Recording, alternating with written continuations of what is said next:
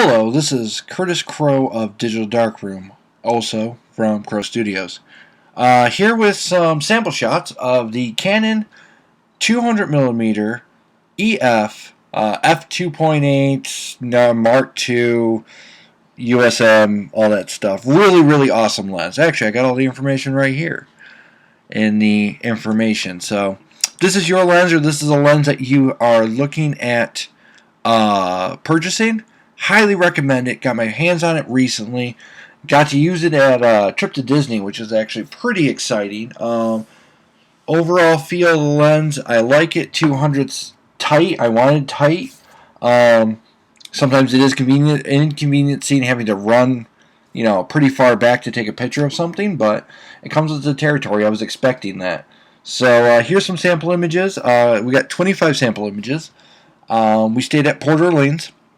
So I took a picture of the sign. First thing I want to say is the bokeh is very, very nice on this lens. If you are used to, larger apertures, this is going to be a very comfortable lens. I mean, at f2.8 with 200 millimeters, you will get very, very nice bokeh, and the lens is very sharp. Now, that being said, you do also have to watch out for your depth of field, because obviously part of the sign is sharp, well, part of it, not so much. Alright, so let's go to the next image. Yes, squirrels. This is just kind of a testament of how sharp this lens is. These squirrels were pretty freaking far away, and you can literally count the hairs on them. Now, I will give you this with the lens. First impressions, very sharp, looks great on the LCD screen. Shooting at f2.8, although, again, creates wonderful bokeh, it does offer some chromatic abrasions. Right here you can see it. But those are pretty easy to take out in my opinion in Lightroom, which we will hopefully cover in another video. But the bark, the squirrels, very sharp. Wait for my screen to catch up. There we go.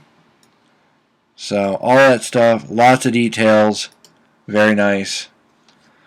Here is my mother and brother, who also went with me on the trip. This is another good example of the bokeh. Can't even really tell what's going on in the background. Very, very nice.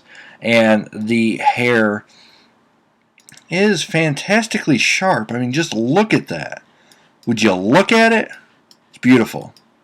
Very happy to have this lens. Very large. Oh, yeah. At Disney, we saw a Star Wars section. He was doing some moves. Not the best picture, but whatever. Here's one that I kind of liked. Now, this does have a lens flare on it, but the sun was at a very steep angle, and I did have a lens hood on this. So, even though it is a very large lens hood, as you could see from my first video, the lens flare can still happen. Though, in my entire trip to Disney, I believe that this photo and maybe two others from the same set actually showed a lens flare. So it was a pretty rare occurrence. It didn't happen all the time. Here's a shot, another one to show the sharpness. I just snapped this. I was very far away, and I'm just really impressed with how sharp the detail is. I mean, if you go in and check out the jeans, you can actually see the threads on the jeans, the button. The detail in the hair is phenomenal. The amount of bokeh is nice considering how far I was. I mean, you can see individual strands of hair, which might not necessarily always be the most desired look, but it's not distracting. And that's still sharp enough, but yet the background is so nicely blurred out, just for example. And here's one of Belle. Now, this was taken very late at night. It was very dark. You'll see that there's a lot of grain, but, Canon 6D, although it does have a very nice sensor on it, but unfortunately, when it's that dark, you can only do so much. One thing I will say about this lens is if you have not shot a lens of this focal length before, you do need to have a high shutter speed even when it's dark. If you're used to using your 50mm 1.8 and you're used to being able to get away with a 1/40th of a second, 1/30th of a second. If you have a very, very steady hand, you may even be able to go lower. You can't really get away with that with this lens. Now, as a photographer, personally, I am very shaky, so I have to keep it up really high even when it's very dark out. Here's one of the where I stopped it down a little bit. Even at f4, very smooth background. You can still see all his sweat. Very nice lens. This is from the marathon that was going on in there. Wonderful color absorption. I mean, this is just fantastically brilliant. Let's see here. Let's go to the next photo. This is another one that was really far away. No cropping, but I was able to get a good chunk of their body in, and you can just see the wrinkles. Just look at that. You can see a little bit of that 5 o'clock shadow. So much detail in there. Really in love with it. You can see every thread of hair. You can't go wrong with this lens. Even with my Canon 6D's kind of, lack of a better word, crappy focusing system, it still gets really, really sharp images. I mean, just look at the detail. The hair on the arms, the wrinkles on the fingers. I mean, that is a lot of detail and really beautiful bokeh. Another one, basically same thing. Not really a lot to say about here. I mean, the color absorption is fantastic. Shot at 3.5, ISO 200, very fast lens. It's another nice thing about that 200 millimeters. This lens would not be successful if it started off at a 5.6. There are lenses that go 18 to 300 or 70 to 300 with larger apertures, starting at 3.2, 3.5. And so on and so forth. A lot of them go up to 5.6, 6.1, starting at these kind of focal lengths. And considering wide open is not necessarily always a sharp aperture, this lens really, really does do a great job of getting you a sharp image. Now this one was a little overexposed, but again, I just wanted to show the detail in the pants. You just can't go wrong with how sharp this lens is.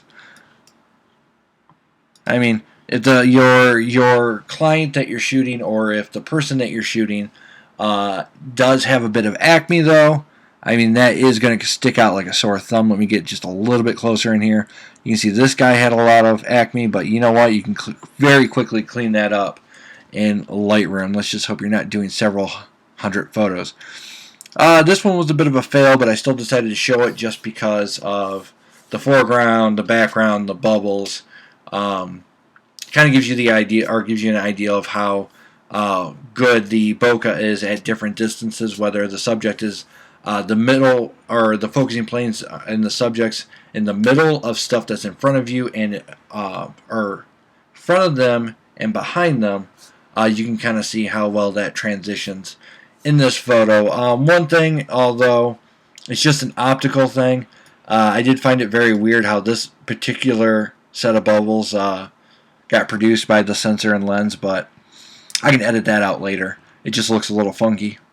So, going to the next picture. Mary Poppins. Again, look at this. You can just see every little wrinkle in her face. You can see the type of lipstick she's got on. And that background is just meh. So it wasn't the best background. Wish it would have blown out a little bit more, but at f4, I probably would not have gotten that detail at f2.8. F2.8 is sharp, much sharper than my f1.4 wide open. I'd even say sharper than my f1.8 wide open, both 50 millimeters. But it is still not nearly as sharp. I find the sweet spot to be around 4.0 while still getting good bokeh, while still getting a shallow field of depth and isolating your image, or your subject. This picture, I don't even know why this picture got in here. I think it was because of the facial hair, maybe? It definitely wasn't his teeth. I should have edited that beforehand. Anyway, we'll just skip this photo. And this one, again, blurriness in the foreground, blurriness in the background. Color of her makeup just shows up so nicely in this. Every little hair's there. One thing I like to do to test to see if my focus is tack sharp is I like to take a picture of the subject and then look at the eyelashes. If you can count how many eyelashes are there, that is a sharp picture, especially at this distance. A lot of detail. You can even go in here because there's some designs on here. I mean, it's just an amazing lens. Yes, the mermaid. From that one movie. Forgot the information about it. Took this probably 12 feet away, maybe a little bit farther. F2.8. Very milky background.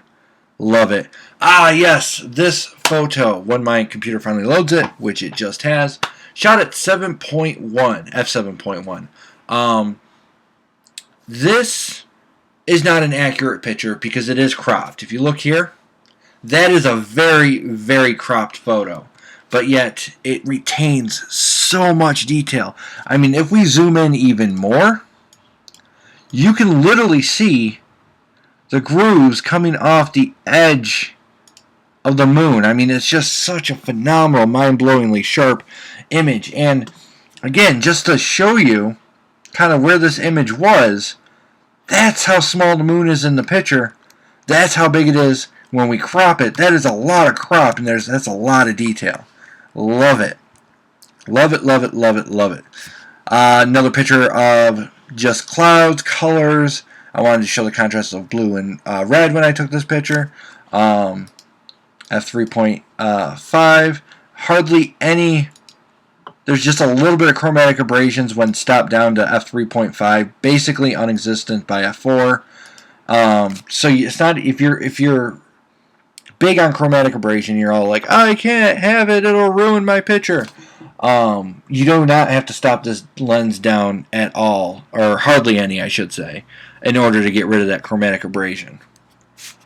This is indoors, shot at ISO 6400, f2.8. Was really trying to get low light performance out of my camera with this, but it still shows a ridiculously wonderful amount of data and of detail of all the little carvings in this doohickey here, and that's very nice bokeh, I might add.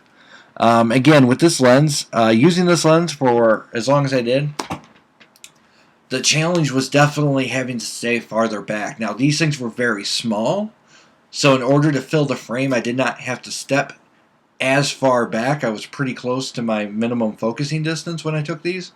But these were very small, not very far apart, and as you can tell, you can see the one in front of it, the one behind it, the one slightly behind that, but by the time you get back there, it is gone. Let's see, next image. Yes, the color pictures.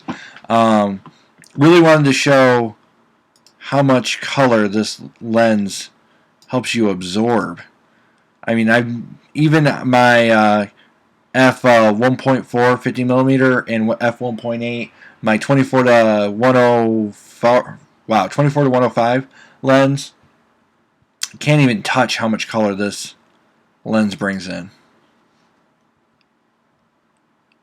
Just phenomenal. Now, these ones I don't believe are edited except with my one preset, which does very minor adjustments, my badass adjustments for human people. It's what I do to a lot of my images right before, or if they're portraits, wedding photography, anything that has to do with people, I usually do that first. It's a little bit of sharpening adjustments that makes my image look more like it did in person, that my camera fails to necessarily do automatically.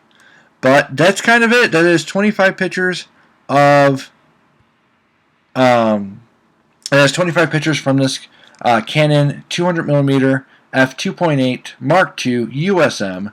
If you like it, let me know. If you'd like to see other stuff, let me know. I'm going to do a little bit more reviewing on this before I get into kind of other videos about editing and whatnot. I do want to milk this lens for every video I can make of it because I'm just so fantastically happy with this lens. I mean, It is a lens that's about $900, I think, market value, and worth every penny. So far, it's my favorite lens, and I don't plan on giving this up. And I'm really excited to do some modeling shoots once the summer hits or the spring hits, and people are willing to get their photo taken more outside during the warmer season. Anyway, if you have any questions, let me know. Again, this is Curtis Crow of Crow Studios. What you are watching is Digital Darkroom. Hope you enjoyed. Have any questions, comment, subscribe, do all that good stuff. Thank you. Toodles.